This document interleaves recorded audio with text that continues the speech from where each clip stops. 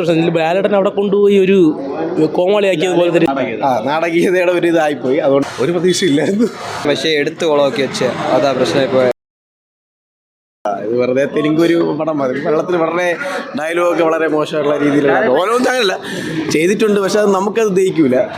പക്ക ഒരു തെലുങ്ക് പടം പോലെ ആയിപ്പോയി. നമുക്കത് മലയാളത്തിൽ ഇറക്കിയ ഡബ് ചെയ്ത് ഇറക്കുമ്പോഴുള്ള ഒരു എക്സ്പീരിയൻസ് വളരെ ലാലേട്ടനൊക്കെ നന്നായി ചെയ്തിട്ടുണ്ട്. പക്ഷെ ലാലേട്ടൻ ഡയലോഗ് ഒക്കെ നമുക്ക് കൊടുത്തിരിക്കുന്ന ഡയലോഗ് ഒന്നും വളരെ നമുക്ക് ഇഷ്ടപ്പെടില്ല. മോശമൊന്നുമല്ല, കുഴപ്പമില്ല. ഓവറോൾ സ്റ്റോറി സ്ക്രീൻ പ്ലേ ഒക്കെ കുറച്ച് മോശമാണ്. കഥ ലാക്ക് ചെയ്യുന്നുണ്ട്. ഡബിങ് മോശമാണ്. ലാലേട്ടൻ്റെ സൈഡ് കുഴപ്പമില്ല.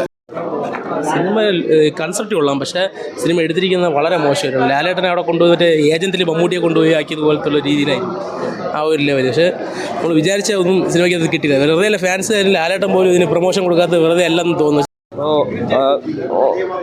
കൊള്ളൂലായിരുന്നു എന്ന് വെച്ചാൽ കണ്ടിന്യൂറ്റി ഇല്ലായിരുന്നു സിനിമയിൽ. സ്റ്റോറി നല്ല കിട്ടില്ല സ്റ്റോറിയാണ്, പക്ഷേ എടുത്ത് കുളമാക്കി വെച്ച് അതാ പ്രശ്നമായി പോയത്. ഒരു മേക്കിംഗ് പോരാ. മേക്കിംഗ് നല്ല ശോകമായിരുന്നു.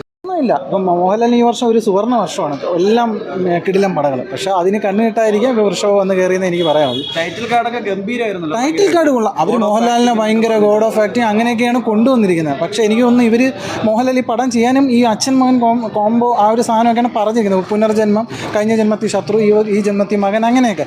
പക്ഷേ എടുത്തു വന്നപ്പോൾ നമുക്ക് സിനിമ കാണുന്ന പ്രേക്ഷകനെ തിയേറ്ററിൽ പിടിച്ചിരുത്തൊന്നുമില്ല. ഭയങ്കര ഫ്ലാറ്റ് മോഡാണ്. സിനിമ പെട്ടെന്ന് തീരുമ്പോഴും നമുക്ക് മനസ്സിലാവും.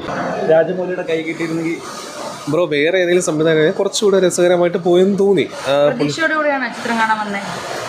ഒരു പ്രതീക്ഷയില്ലായിരുന്നു.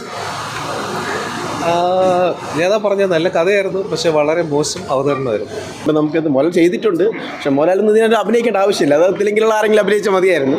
മോഹൻലാലിൻ്റെ ഇഷ്ടം കൊണ്ടാണ് നമ്മളൊന്ന് കാണുന്നത്.